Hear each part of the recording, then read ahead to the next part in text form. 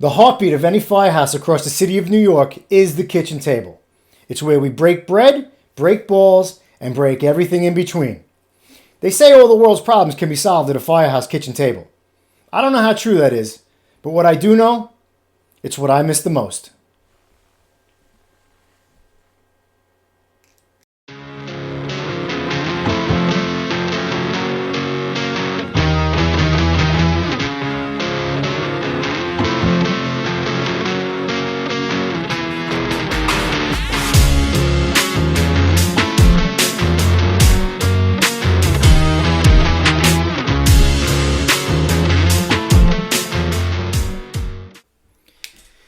Hello, and welcome to episode 1 of The Kitchen Table.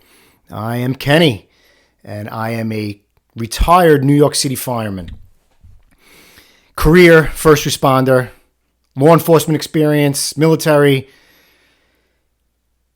This podcast is geared toward, but not necessarily totally for, first responders, how to deal with mental health, how I've dealt with mental health, stress, fear, depression, anxiety, thoughts of suicide, and all that comes along with the shit that you see as a first responder, the calls we go to, especially in the city of New York, but all over the country, all over the world. First responders are a dime a dozen, but we're a special breed. And you're not always prepared for the shit that you see on a day-to-day basis. And it affects with you mentally, and for some physically, with all sorts of ailments that we'll get into. These are just my stories. I need to talk about them. I miss the kitchen table. The kitchen table was my therapy. I don't go to therapy. I'm not a therapist. I'm not a psychiatrist. I'm not a psychologist, a grief counselor.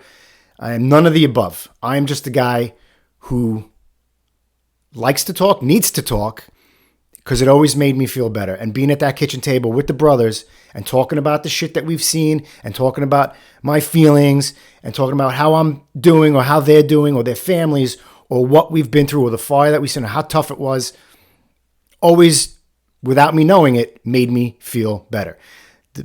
The laughs that we had, the jokes that we said, the talking fire, talking shit, talking about one another, it was my therapy, and I didn't even realize it. And that's truly, truly, truly what I miss the most. So that's why I'm bringing this to you. This podcast is just much for me as I hope it is for you or anybody else who's struggling with mental health. And I want to gear it towards putting that stigma of mental health, of not talking about it and keeping it inside, putting that away, because that's all bullshit. Anyway, I'll give you a quick background of myself. Like I said, I'm a retired New York City fireman, but at 17, I joined the Navy from 91 to 95. I got out of the Navy and I got on the United States Park Police, and I did that from 1996 to 2002. And then post 9/11, I got on the Federal Air Marshals. I was an Air Marshal from 2002 to September of 2003. 2 years after 9/11, I got on the New York City Fire Department. My dream, it's what I've always wanted to be, it's what I've always wanted to do. I have achieved that dream. And I did 18 and a half years on the New York City Fire Department, bought back a few years of military time, combined that, did 21 and a half years, retired about a year and a half ago because I was done. I was exhausted. I was burned out. I had it. The running from 59 engine, 30 truck, one of the busiest companies in the city, always up there in the top 5, top 10 for runs, ran all night long, all the time. My body was getting affected. My mind was getting affected. I just had enough. What I wanted to do, what I loved more than anything in the world, what I loved more than anything was actually being in there and fighting the fire. That job to me was all about fighting fire. I can't tell you how much I loved it. The heat, the smoke, the fire, the chaos, the guys, just the whole thing. fear, the nerves, everything. I loved stretching hose lines and putting water on fire. It was what I loved the most. And I knew it was time to retire when I didn't love that anymore. And that was a hard thing for me to deal with. It was like breaking up. It was like getting divorced, I guess. I've never been divorced. I'm married almost 20 years. I have 2 children. That's must be what it feels like if you love someone and they leave you. I just didn't love it anymore. So I figured it was time to retire. I was ready. A lot of guys don't have that chance. I went out on my own terms. A lot of guys on this job don't have that opportunity. A lot of guys get sick. They get hurt. They don't want to leave the job. And they're forced out because of injury and illness. And they don't get to leave on their terms. And they have a lot harder time dealing with retirement and not being on the job anymore and not being at the kitchen table and not being with the brothers. Yes, you go to some events here and there and you see the guys, or you can text them, you could call them, but it's not the same as going to the firehouse day to day and sitting at the table and just having a fucking blast. I mean, listen, there are days where you can go to the table and be happy and they'll just break you down. But there are days, most days, you go to the table and you're having a bad day. And I change of tours at 9 o'clock in the morning when we're all drinking coffee and the guys are coming in, the guys are going home. The guys are getting up from a night tour. Maybe they caught a fire and we just start breaking balls. That was my favorite time of day in the firehouse, was from 6 a.m. to 9 a.m. in the kitchen. Period. The end. So what I'm going to get into right now is a story about a very bad incident that happened to me and my friends when I was in the Federal Police Academy, FLETC. This episode is titled From FLETC to the FDNY, Triumph Over Tragedy. And this is how my mental health issues started, I believe. It's a story about survivor's guilt and stress and thoughts of suicide and how I got to this point. Each episode will bring a different story. Hopefully we laugh. Hopefully we cry. Hopefully something that I say resonates with someone out there who's going through something, who's been through something, who knows what we've been through, who might go through something in the future, who knows somebody who's been through it or going through it and wants to help them. Maybe something I do or say can help you. My whole life, I've worn a uniform. My whole life, I've had a purpose. In the military, as a cop, as a fireman, I've always had purpose. I've always had a mission, as a military guy would say. 20-year military guys, you'll hear them. They get out of the military, they retire, and they're lost. That's why there's veteran suicide is what, 1 out of every 22 or something like that? It's horrible. These guys don't have a mission anymore, and they don't know how to deal with it. That's for another episode. Maybe I'll get some veterans on who know people who've done that. I know a veteran who've killed himself.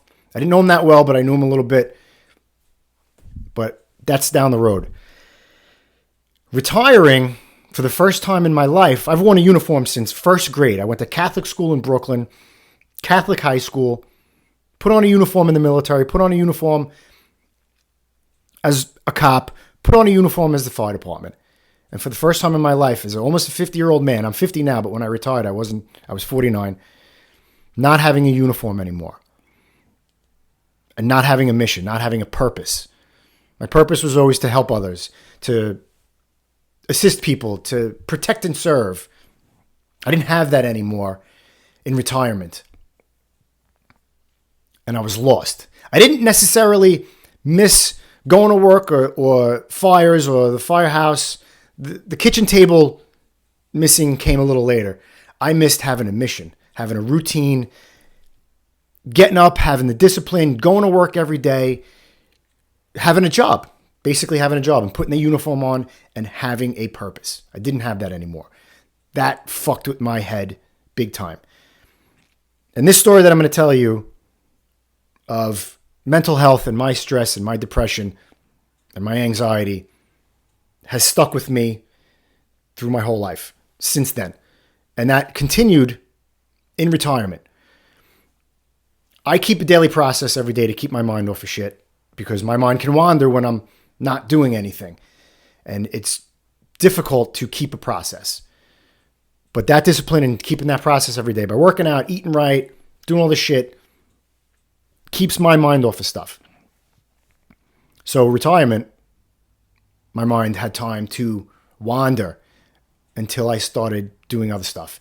And this is keeping my mind off shit. This is helping me talk. This is therapy for me. Just like the kitchen table, this is therapy for me. All right, so let's get into this story. 1996, I'm 22 years old, right? I'm in FLETC, Glenn County, Georgia, Brunswick, Georgia. FLETC, the Federal Law Enforcement Training Center, training to be a United States Park Police officer. The United States Park Police has a rich history. One of the first uniformed law enforcement agencies, federal law enforcement agencies, back in the 1700s. George Washington made them. Rich in history. I'd never heard of them before. I got out of the military, saw this job took the test. It was federal. I figured, I'll become a cop before I become a fireman, get my time in. I got to wait to take the fireman test. I'll get on this job. Great. I'm young, fresh out of the military, ready to go. Get hired by the United States Park Police. Go down to FLETC, and we're training. I have a tribe.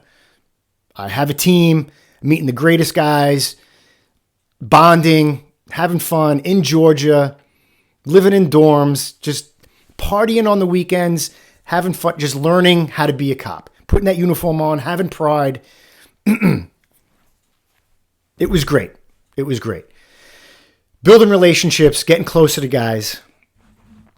We used to go out on the weekends down to St. Simon's Island, Jekyll Island. Anybody who's been down there knows. Any federal law enforcement agency guys watch this, you'll know FLETC and you'll know St. Simon's Island. Shit, that was almost 30 years ago? I don't know. Things might have changed, but back then, that was the place to be, St. Simon's. There was a bar on the base that we'd go to as well. We called it the G Club because it was all guys. G Club, get it? Anyway, one particular night, we were going out to town, have dinner, maybe have a couple of drinks, but we were very, very responsible. We always had a designated driver. Someone always stepped up who partied the night before and said, I'll step up and not drink tonight. This way, everybody gets home safely. We always had 2, maybe 3 carloads of us. Our academy class was, I think, 22. We always had 2 or 3 carloads of us going out. We all were together. So a couple people wouldn't drink so we could get everybody home safely and not get jammed up and not get anybody killed. This was one of those nights where it was my turn to drive. I had partied the night before. All right, I'm stepping up, raising my hand, ready to go. Come out, getting in the car, and my buddy says, I'm going to drive tonight.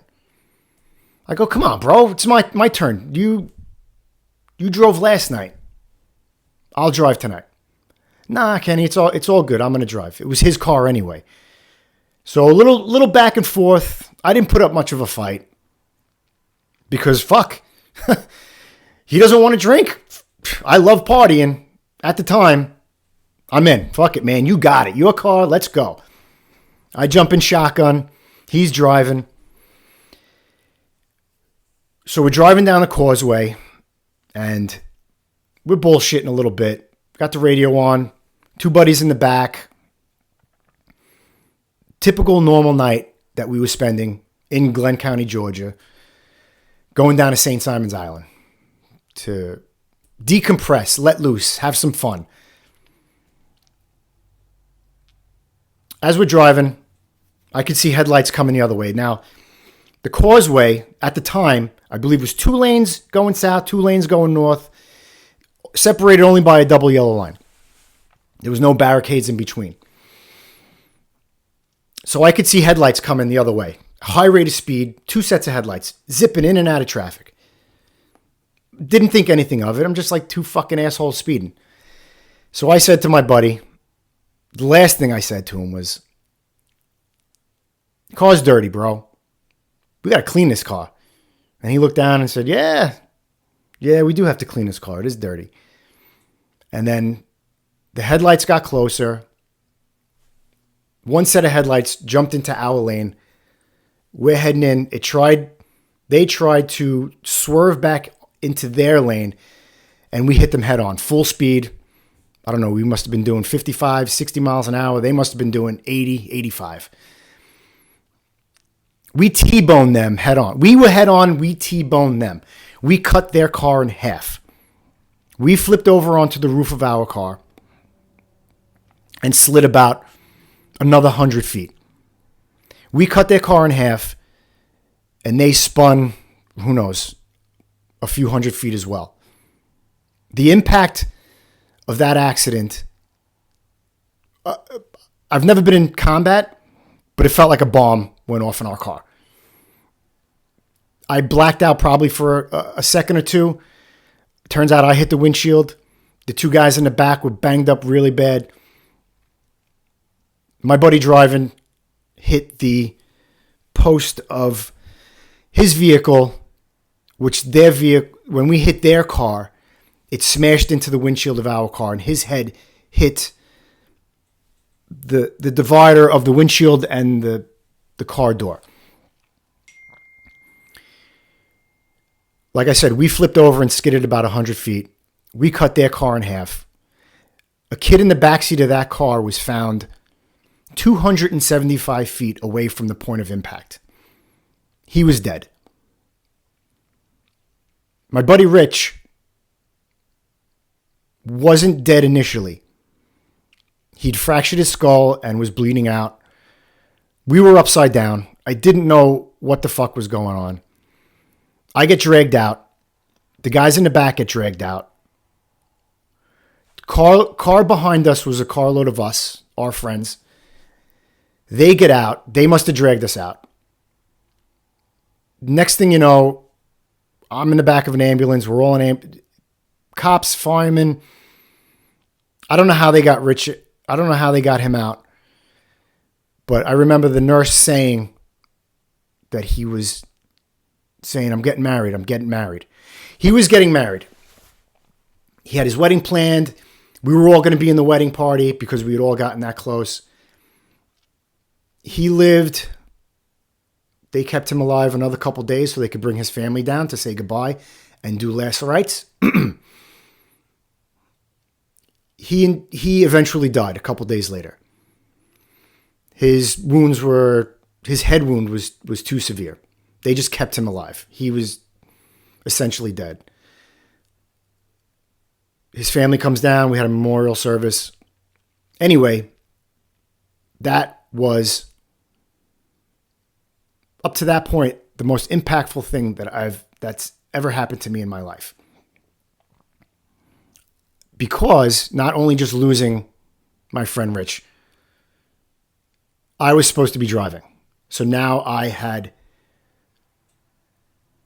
not only sorrow for him and his family and us as a group, the survivor's guilt, because why it should have been me. Why was I kept alive and not him? He had everything going for him. He was going to be a cop. He was getting married. He was going to start a family. Great guy. Why was he taken and not me? So that started a 2-year, at least minimum, about 1.5 to 2 years of complete depression, suicide, thoughts of suicide. I never saw a counselor. I never saw a therapist. I never saw a psychiatrist. I dealt with it quietly to myself, which was the wrong thing to do. But I was a man. I wasn't a fucking pussy. That's how I thought about it. And that's wrong.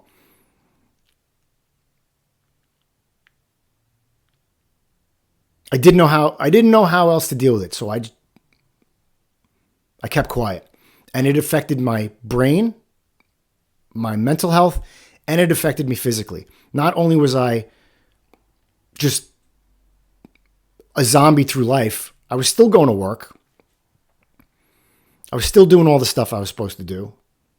But every single day, I thought about that. I still think about that 30 years later. Every day it crosses my mind that that incident happened. I can't tell you, there's not a day that goes by that I don't think about that. That's why every day is a gift. Every day you wake up is a gift. Even if you had a shitty day yesterday, today is a new day. Today is a new day to start something, to accomplish something, to do something new, to get through those hard times. Every day is a gift that you wake up. So the accident happens, and we graduate the academy a month later. And probably the worst thing that could possibly happen is graduating a police academy and getting a gun when I am suicidal. They gave me a gun. Here you go. Fucking blow your head off, is what I thought. That's what I thought I was going to do eventually. Until I got up enough guts to do it. Well, I'm here. I didn't do it, but I wanted to. Every day I thought of, why not? And then I thought of my mother and my family and how that would affect them. And I couldn't do that to them. But there wasn't a day that went by that I didn't go to bed praying to God that I wouldn't wake up in the morning. I was drinking way too much to deal with it, to numb the pain.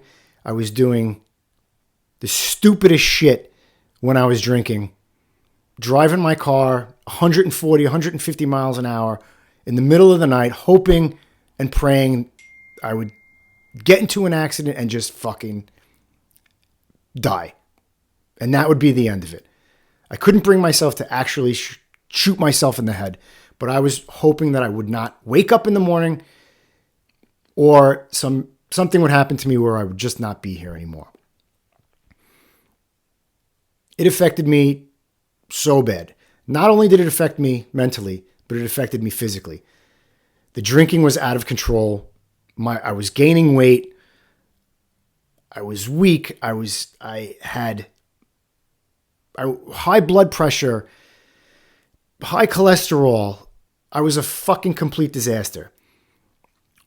Another way that it affected me was I was unable to perform with a woman sexually, if you get what I'm saying, for close to a year and a half. Imagine that, being 22 years old and not being able to perform with a woman. That fucking made things 1,000 times worse. Unfucking real. I cannot tell you what it's like I can't explain it. 22 years old at my peak and not being able to do anything. Eventually that would go away. Don't fucking, everything is fine now in that department. But at the time, I felt like less of a man than I ever thought that I could. It was so embarrassing. I didn't tell fucking anybody. A few people knew. My best friend at the time knew. But I chalked it up to, I must have been drinking too much. Or I was a complete disaster. It was awful. I don't know how I got through those times. But I did.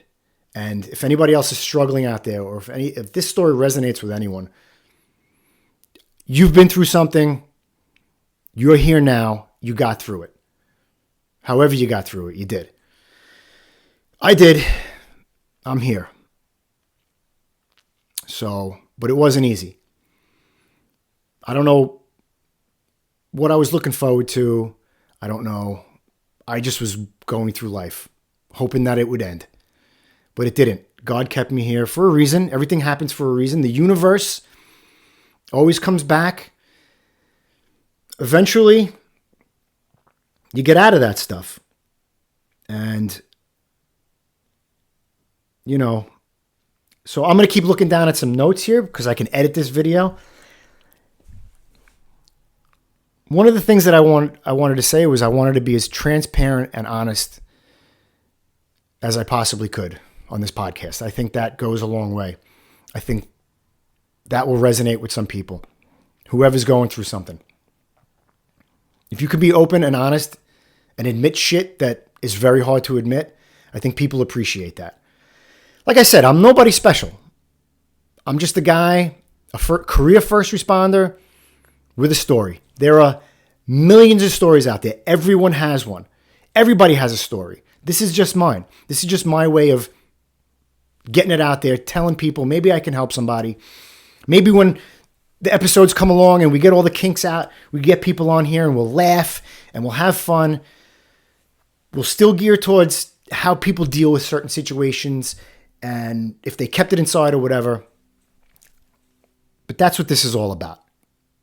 Me talking to you and building a tribe, building another community of people who have dealt with difficult shit. You don't even have to have been a first responder. You could have just been somebody who had a rough life growing up and you're a fucking accountant or you work at fucking Burger King or so who cares? Something that you've struggled with, something that happened to you that you've had a hard time dealing with that you've never told anybody or that you're getting therapy for. I just don't have that therapy anymore at the kitchen table. That was my therapy. Now me talking to you is my therapy. Me getting this off my chest. I don't know how it's going to resonate. I don't know how it's going to come out. I don't know how I'm going to look on fucking camera or how I'm going to sound on the podcast. But this will help me. Hopefully it helps somebody out there. Let's look at some notes. I don't have a script, but I wrote down lots of shit. Let's see what we got. Maybe. So this whole time, I'm still waiting for the fire department, right? I take the fire department test in 1999. That'll be for another show. But I become a fireman finally in 2003 after 7.5 years of federal law enforcement service time. I've achieved my dream. I overcame that tragedy. I will never forget it. I'll never forget that tragedy. But the depression, the thoughts of suicide, everything eased. I worked through it. I dealt with it. I overcame it. And now my triumph, tragedy to triumph, is achieving my goal of becoming a New York City fireman, FDNY. My dream has come true. And everything I am looking forward to, everything in my life, the confidence that I gained after the park police, on the air marshals, and to the FDNY, things are looking good now for me. Not to say things don't get bad again, because they do as a first responder. You deal with some shit. But things right now at this point, how I got to this point, are looking good for me. So that should be it for today. Let's see if I missed anything.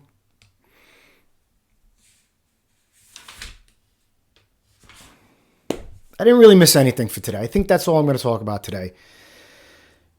We'll get some stories going from the park police, some tragic stories that fucked with me. We'll get some stories from the air marshals. I don't have any tragic stories from that, but I have some fun stories. But most of the tough, stressful, tragic stories, in my experience, are with the FDNY. And the shit that we've seen, and the shit that I've seen in Harlem, and that we've all had to deal with, and cops, firemen, paramedics, military have all had to deal with. Whether it's combat, a shooting as a cop, dealing with the death of kids as a paramedic, or tragic fires as a fireman, or anything you've been through, or anything anyone has been through. We'll get through this together.